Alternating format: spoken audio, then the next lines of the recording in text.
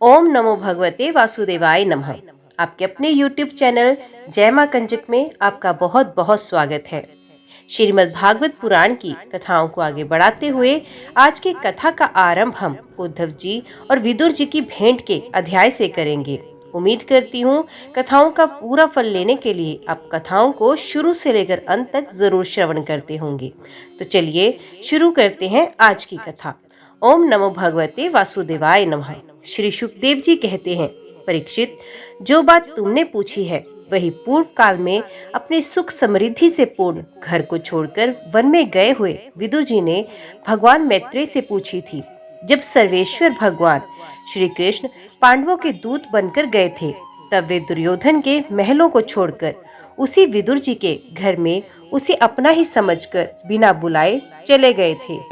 राजा परीक्षित ने पूछा, प्रभु, ये तो बतलाइए कि भगवान मैत्रेय के साथ विदुर जी का समागम कहाँ और किस समय हुआ। पवित्र आत्मा विदुर ने महात्मा मैत्रेय जी से कोई साधारण प्रश्न नहीं किया होगा, क्योंकि उसे तो मैत्रेय जी जैसे साधु शिरोमणि ने अभिनंदन पूर्वक उत्तर देकर मेहमानित किया था। सूची कहते हैं, सर्वज्ञ सुखदेव जी ने राजा परीक्षित के इस प्रकार पूछने पर अति प्रसन्न होकर कहा, और सुनो। श्री सुखदेव जी कहने लगे, परीक्षित, ये उन दिनों की बात है जब अंधे राजा धृतराष्ट्र ने अन्याय पूर्वक दुष्ट पुत्रों का पालन पोषण करते हुए अपने छोटे भाई पांडु के अनाथ बालकों को लाक्षा भवन में भेजकर आग लगवा दी। जब उनके पुत्र वधु और महाराज युधिष्ठिर की पटरानी द्रौपदी के केश दुशासन ने भरी सभा में खींचे, उस समय द्रौपदी की आंखों से आंसू की धारा बह चली और उस प्रवाह से उसके वक्ष स्थल लगा हुआ केसर भी बह चला, किंतु धृतराष्ट्र अपने पुत्र को उस कुकर्म से नहीं रोके। दुर्योधन सत्यप्रायण और भोले भाले युधिष्ठिर का राज्य जुए में अन्याय से जीत लिया गया और उन्हें वन में निकाल दिया गया, किंतु वन से लौटने पर प्रतिज्ञानुसार जब उन्होंने अपना न्यायोचित पैतृक भाग मांगा, तब भी मोहवश उन्होंने उन अजात शत्रु युधिष्ठिर को उनका हिस्सा नहीं दिया। महाराज युधिष्ठिर के भेजने पर जब जगत गुरु भगवान श्री कृष्ण ने कौरवों की सभा में मधुर वचन कहे, जो भीष्मादि सज्जनों को अमृत से लगे, पर कुरुराज ने उनके कथन को कुछ भी आदर नहीं दिया। देते कैसे, उनके तो सारे पुण्य नष्ट हो चुके थे। फिर जब सलाह के लिए विदुर जी को बुलाया गया, तब मंत्रियों में श्रेष्ठ विदुर जी ने राज्य भवन में जाकर बड़े भाई धृतराष्ट्र के पूछने पर उन्हें वे सहमति दी, जिसे नीति शास्त्र के जानने वाले पुरुष विदुर नीति कहते हैं। उन्होंने कहा, महाराज, आप अजात शत्रु महात्मा युधिष्ठिर को उनका हिस्सा दे दीजिए। वे आपके ना सहने योग्य अपराध को भी सह रहे हैं। भीम रूप काले नाग से तो आप भी बहुत डरते हैं। देखिए, वे अपने छोटे भाइयों के सहत बदला लेने के लिए बड़े क्रोध से फुंकारे मार रहा है। आपको पता नहीं, भगवान श्री कृष्ण ने पांडवों को अपना लिया है। वे यदुवीरों के आराध्य देव इस समय अपनी राजधानी द्वारकापुरी में विराजमान है। उन्होंने पृथ्वी के सभी बड़े बड़े राजाओं को अपने अधीन कर लिया है, तथा ब्राह्मण और देवता भी उन्हीं के पक्ष में हैं, जिसे आप पुत्र मानकर पाल रहे हैं तथा जिसकी हाँ में हाँ मिलाते जा रहे हैं। उस दुर्योधन के रूप में तो मूर्तिमान दोष ही आपके घर में घुसा बैठा है। ये तो साक्षात भगवान श्री कृष्ण से द्वेष करने वाला है। इसी के कारण आप भगवान श्री कृष्ण से विमुख होकर श्रीहीन हो रहे हैं। अतएव यदि आप अपने कुल की कुशल चाहते हैं तो इस दुष्ट को तुरंत ही त्याग दीजिए। विदुर जी का ऐसा सुंदर स्वभाव था कि साधुजन भी उसे प्राप्त करने की इच्छा करते थे, किंतु उनकी ये बात सुनते ही कर्ण, दुशासन और शकुनी के सहित दुर्योधन के होठ अत्यंत क्रोध से फड़कने लगे। उसने उनका तिरस्कार करते हुए कहा, अरे, इस कुटिल दासी पुत्र को यहाँ किसने बुलाया? ये जिनके टुकड़े खाकर जीता है, उन्हीं के प्रतिकूल होकर शत्रु का काम बनाना चाहता है। इसके प्राण तो मत लो, परंतु इसे हमारे नगर से तुरंत बाहर कर दो।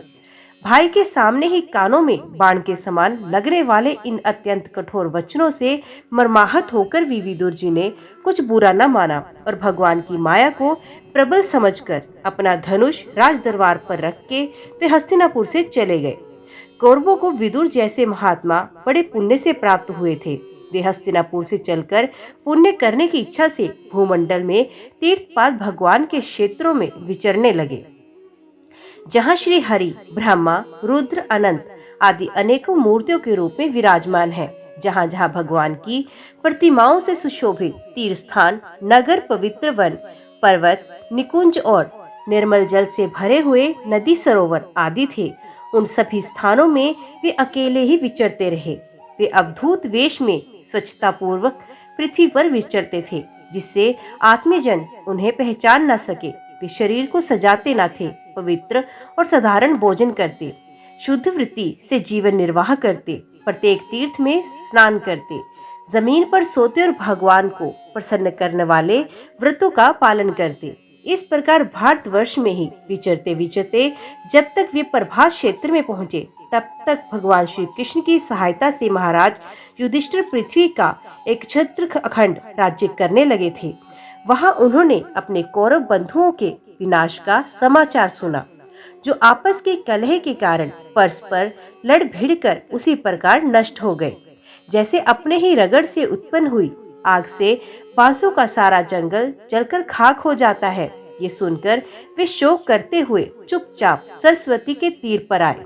वहां उन्होंने त्रित्र, उष्णा, मनु, पृथु, अग्नि, असित वायु, सुदास, गो, घृ और शाददेव के नामों से प्रसिद्ध 11 तीर्थों का सेवन किया। इनके सिवा पृथ्वी में ब्राह्मण और देवताओं के स्थापित किए हुए जो भगवान विष्णु के और भी अनेकों मंदिर थे, जिनके शिखरों पर भगवान के प्रधान आयुध चक्र के चिन्ह थे और जिनके दर्शन मात्र से श्री कृष्ण का स्मरण हो आता था, उनका भी सेवन किया। वहां से चलकर वे धन धान्य पूर्ण सौराष्ट्र, सोवीर, मत्स्य और कुरु जांगल आदि देशों में होते हुए जब कुछ दिनों में यमुना तट पर पहुंचे, तब वहां उन्होंने परम भागवत उद्धव जी का दर्शन किया। वे भगवान श्री कृष्ण के प्रख्यात सेवक और अत्यंत शांत स्वभाव के थे। वे पहले बृहस्पति जी के शिष्य रह चुके थे। विदुर जी ने उन्हें देखकर प्रेम से गाढ़ आलिंगन किया और उनसे अपने आराध्य भगवान श्री कृष्ण और उनके आश्रित अपने स्वजनों का कुशल समाचार पूछा। विदुर जी कहने लगे, उद्धव जी, पुराण पुरुष बलराम जी और श्री कृष्ण ने अपने ही नाभि कमल से उत्पन्न हुए ब्रह्मा जी की प्रार्थना से इस जगत में अवतार लिया। वे पृथ्वी का भार उतारकर सबको आनंद देते हुए अब श्री वसुदेव जी के घर कुशल से रह रहे हैं ना। प्रियवर, हम कुरुवंशियों के परम सुहृद और परम पूज्य वसुदेव जी, जो पिता के समान उदारता पूर्वक अपने कुंती आदि बहनों को उनके स्वामियों का संतोष कराते हुए उनकी सभी मनचाही वस्तुएं देती आए हैं, आनंद पूर्वक तो है ना। प्यारे उद्धव जी, यादवों के सेनापति वीरवर प्रद्युम्न जी तो प्रसन्न है ना, जो पूर्व जन्म में कामदेव थे तथा जिन्हें देवी रुक्मणी जी ने ब्राह्मणों की आराधना करके भगवान से प्राप्त किया था। सात्वत वृष्णि, भोज और दाशरवंशी यादवों के अधिपति महाराज उग्रसेन तो सुख से है ना, जिन्होंने राज्य पाने की आशा का सर्वथा परित्याग कर दिया था, किंतु कमल नयन भगवान श्री कृष्ण ने जिन्हें फिर से राज सिंहासन पर बैठाया। सौम्य, अपने पिता श्री कृष्ण के समान समस्त रथियों में अग्रगण्य श्री कृष्ण तन्य सांब सकुशल तो है ना। ये पहले पार्वती जी के द्वारा गर्भ में धारण किए हुए स्वामी कार्तिक हैं। अनेकों व्रतों करके जामवती ने इन्हें जन्म दिया था, जिन्होंने अर्जुन से रहस्य युक्त धनुर्विद्या की शिक्षा पाई है। वे सात्विक, ये कुशल पूर्वक तो है ना। वे भगवान श्री कृष्ण की सेवा से अनायास ही भगवत जनों की इस महान स्थिति पर पहुंच गए हैं, जो बड़े बड़े योगियों को भी दुर्लभ है। भगवान के शरणागत निर्मल भक्त बुद्धिमान क्रूर जी भी प्रसन्न तो है ना, जो श्री कृष्ण के चरण चिन्हों से अंकित व्रज के मार्ग की रज में प्रेम से अधीर होकर लेटने लगे थे। भोजवंशी देवक की पुत्री देवकी जी अच्छी तरह से तो है ना, जो देव माता अदिति के समान ही साक्षात विष्णु भगवान की माता है। जैसे वेत्री यज्ञ विस्तार रूप अर्थ को अपने मंत्रों में धारण किए रहती है, उसी प्रकार उन्होंने भगवान श्री कृष्ण को अपने गर्भ में धारण किया था। अब भक्त जनों की कामनाएं पूर्ण करने वाले भगवान अनिरुद्ध जी सुखपूर्वक तो है ना, जिन्हें शास्त्र विद्या के अधिकरण और अंतःकरण चातुष्ट के चौथे मन में अधिष्ठाता बतलाते हैं। सौम्य स्वभाव उद्धव जी अपने हृदयेश्वर भगवान श्री कृष्ण का अनन्य भाव से अनुसरण करने वाले जो ऋदिक सत्यभामानंदन, चारुदेशन और गद आदि अन्य भगवान के पुत्र हैं, वे सब भी कुशल पूर्वक तो है ना। महाराज युधिष्ठिर अपनी अर्जुन और श्री कृष्ण दोनों भुजाओं की सहायता से धर्म मर्यादा का न्याय पूर्वक पालन तो करते हैं ना। मैं दानव की बनाई हुई सभा में इनके राज्य वैभव और दबदबे को देखकर दुर्योधन को बड़ा डाह हुआ था। अपराधियों के प्रति अत्यंत असहिष्णु भीमसेन ने सर्प के समान दीर्घकालीन क्रोध को छोड़ दिया है क्या? जब वे गधा युद्ध में तरह तरह के पैंतरे बदलते थे, उनके पैरों की धमक से धरती डोलने लगती थी। जिनके बाणों के जाल से छिपकर किरात वेशधारी अतएव किसी की पहचान में ना आने वाले भगवान शंकर प्रसन्न हो गए थे। वे रथी और युद्धपतियों का सुयश बढ़ाने वाले गंडीवधारी अर्जुन तो प्रसन्न है ना। अब तो उनके सभी शत्रु शांत हो चुके होंगे। पलक जिस प्रकार नेत्रों की रक्षा करती है, उसी प्रकार कुंती के पुत्र युधिष्ठिर आदि जिनकी सर्वथा संभाल रखते हैं, और कुंती ने ही जिनका लालन पालन किया है, वे माद्री के यमज पुत्र नकुल सहदेव कुशल से तो है ना। उन्होंने युद्ध में शत्रु से अपना राज्य उसी प्रकार छीन लिया जैसे दो गरुड़ इंद्र के मुख से अमृत निकाल लाए हों। अहो, बेचारी कुंती तो राजर्षि श्रेष्ठ पांडु के वियोग में मृत प्राय सी होकर भी इन बालकों के लिए ही प्राण धारण किए हुए हैं। रथियों में श्रेष्ठ महाराज पांडु ऐसे अनुपम वीर थे कि जिन्होंने केवल एक धनुष लेकर ही अकेले चारों दिशाओं को जीत लिया था। सौम्य स्वभाव उद्धव जी, मुझे तो अधपतन की ओर जाने वाले उन धृतराष्ट्र के लिए बार बार शोक होता है, जिन्होंने पांडवों के रूप में अपने परलोकवासी भाई पांडु से ही द्रोह किया तथा अपने पुत्रों की हाँ में हाँ मिलाकर अपने हित चिंतक मुझको भी नगर से निकलवा दिया। किंतु भाई, मुझे इसका कुछ भी खेद अथवा आश्चर्य नहीं है। जगत विधाता भगवान श्री कृष्ण ही मनुष्यों की सी लीलाएं करके लोगों की मनोवृत्तियों को भ्रमित कर देते हैं। मैं तो उन्हीं की कृपा से उनकी महिमा को देखता हुआ दूसरों की दृष्टि से दूर रहकर सानंद विचर रहा हूँ। यद्यपि कौरवों ने उनके बहुत से अपराध किए, फिर भी भगवान ने उनकी इसलिए उपेक्षा कर दी थी कि वे उनके साथ उन दुष्ट राजाओं को भी मारकर अपने शरणागतों का दुख दूर करना चाहते थे, जो धन विद्या और जाति के मत से अंधे होकर कुमारगामी हो रहे थे और बार बार अपनी सेनाओं से पृथ्वी को कंपा रहे थे। उद्धव जी, भगवान श्री कृष्ण जन्म और कर्म से रहित हैं, फिर भी दुष्टों का नाश करने के लिए और लोगों को अपनी ओर आकर्षित करने के लिए उनके दिव्य जन्म कर्म हुआ करते हैं। नहीं तो भगवान की तो बात ही क्या। दूसरे जो लोग गुणों से पार हो गए हैं, उनमें भी ऐसा कौन है जो इस कर्माधीन देह के बंधन में पड़ना चाहेगा। अतमित्र, जिन्होंने अजन्मा होकर भी अपनी शरण में आए हुए समस्त लोकपाल और आज्ञाकारी भक्तों का प्रिय करने के लिए यदुकुल में जन्म लिया है, उन पवित्र कीर्ति श्री हरि की बातें सुनाओ।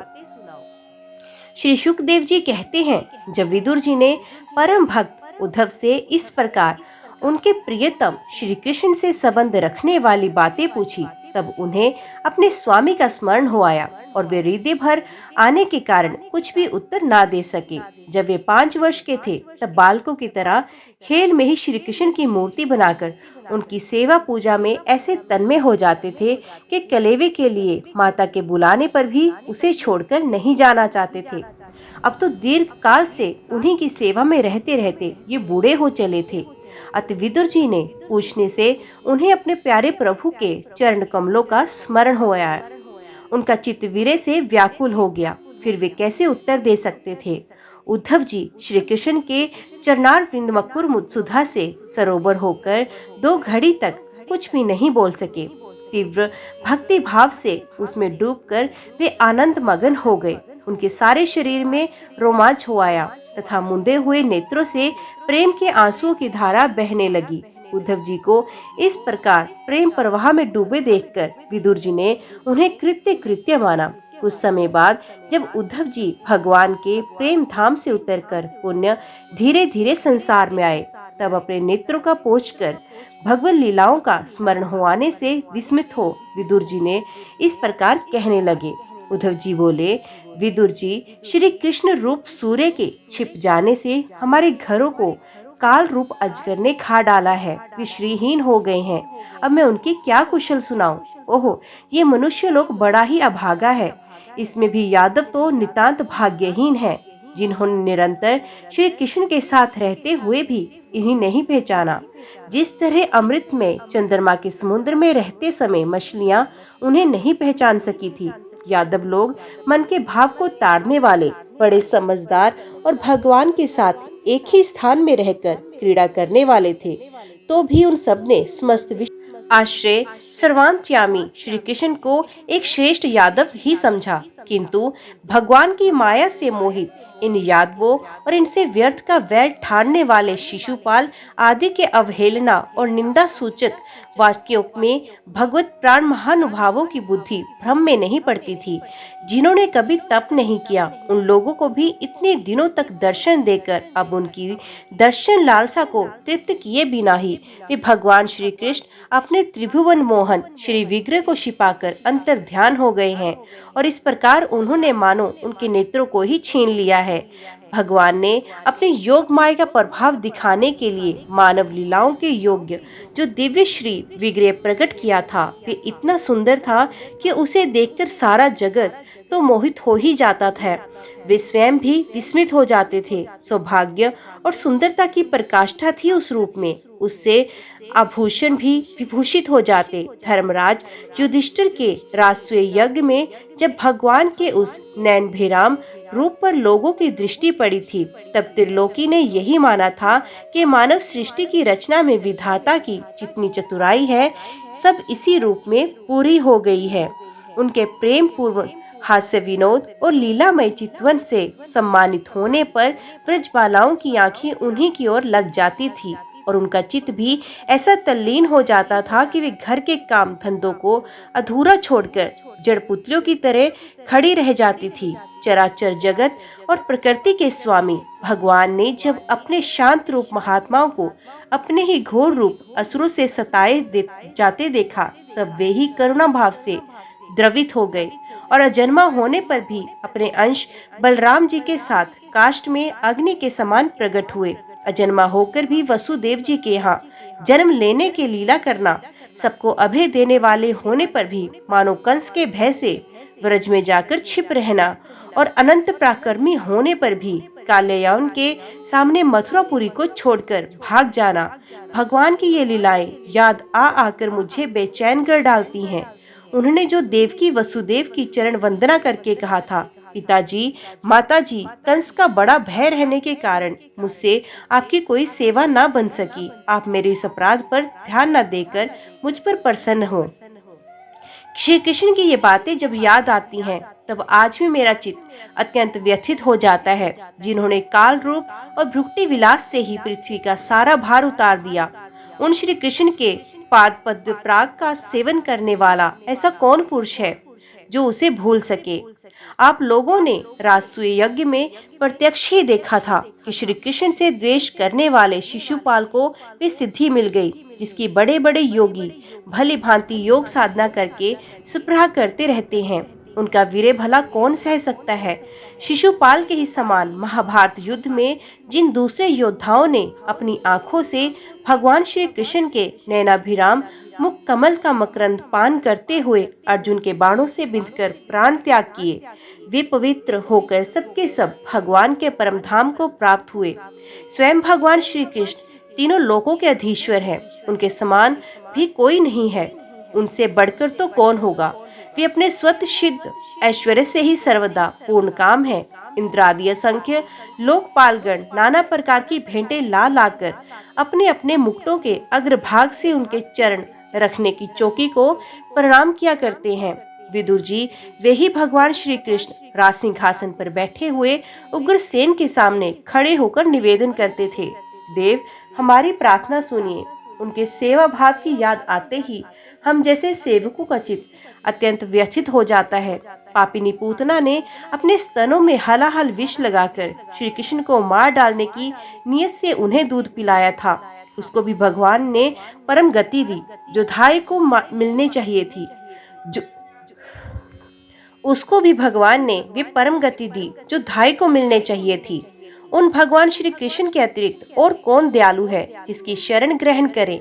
मैं असुरों को भी भगवान का भक्त समझता हूँ, क्योंकि वैर भाव जनित क्रोध के कारण उनका चित्त सदा श्री कृष्ण में ही लगा रहता था और उन्हें रणभूमि में सुदर्शन चक्रधारी भगवान को कंधे पर चढ़ाकर छपटते हुए गरुड़ जी के दर्शन हुआ करते थे। ब्रह्मा जी की प्रार्थना से पृथ्वी का भार उतारकर उसे सुखी करने के लिए कंस के कारागार में वसुदेव देवकी के यहाँ भगवान ने अवतार लिया था। उस समय कंस के डर से पिता वसुदेव जी ने उन्हें नंद बाबा के व्रज में पहुंचा दिया। वहां वे बलराम जी के साथ 11 वर्ष तक इस प्रकार छिपकर रहे कि उनका प्रभाव व्रज के बाहर किसी पर भी प्रकट नहीं हुआ। यमुना के उपवन में जिसके हरे भरे वृक्षों पर कलरव रहते थे, पक्षियों के झुंड रहते थे, भगवान श्री कृष्ण बछड़ों को चराते हुए ग्वाल बालाओं की मंडली के साथ विहार करते थे। वे व्रजवासियों की दृष्टि आकृष्ट करने के लिए अनेकों बाल लीला उन्हें दिखाते थे। कभी रोने से लगते, कभी हंसते और कभी सिंह शावक के समान मुग्ध दृष्टि से देखते। फिर कुछ बड़े होने पर वे सफेद बैल और रंग बिरंगी शोभा की मूर्ति गौओं को चराते हुए अपनी साथी गोपों को बांसुरी बजा बजा कर रिझाने लगे। इसी समय जब कंस ने उन्हें मारने के लिए बहुत से मायावी और मनमाना रूप धारण करने वाले राक्षस भेजे, तब उनको खेल ही खेल में भगवान ने मार डाला। जैसे बालक खिलौनों को तोड़ फोड़ डालता है, कालिया नाग का दमन करके विष मिला हुआ जल पीने से मरे हुए ग्वाल बालों को और गौओं को जीवित कर उन्हें कालिया देह का निर्दोष जल पीने की सुविधा दी। भगवान श्री कृष्ण ने बढ़े हुए धन का सद्व्यय कराने की इच्छा से श्रेष्ठ ब्राह्मणों के द्वारा नंद बाबा से गोवर्धन पूजा रूप गोयज्ञ करवाया।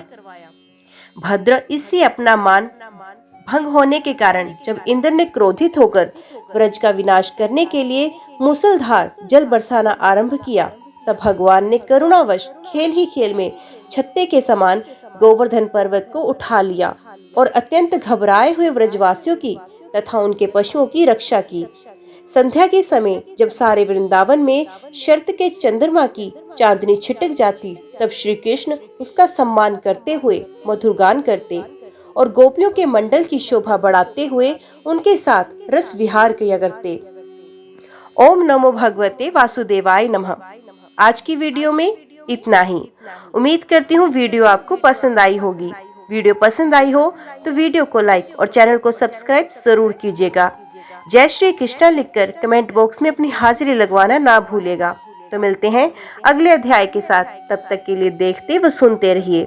जय मां कंजक, जय माता दी।